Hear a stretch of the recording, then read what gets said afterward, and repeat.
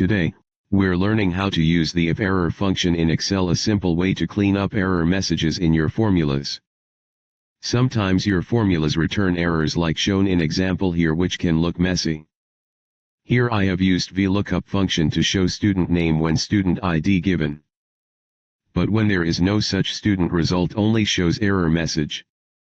With iferror, you can replace those errors with a custom message or a blank. Here's the syntax. Equal, then type iferror open brackets value comma then value you want to show if there is an error. You tell Excel, try this formula, and if there's an error, do this instead. For your easy understanding in this example, I have used iferror function in H7 cell. When error occurred in G7 cell, you can see the result will be given message. We can use both formulas in single cell like this. Equals iferror open brackets VLOOKUP again open brackets then cell F7 comma B6 to C15 again comma. Column number 2 comma and then false for exact match then close bracket for VLOOKUP function comma. And then within double quote student not found and then close the bracket for iferror function.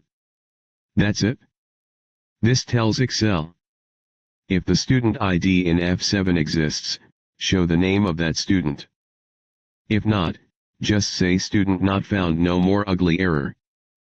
Use iferror to make your spreadsheets cleaner and more user-friendly. It's perfect for lookup functions, division, or any formula that might go wrong.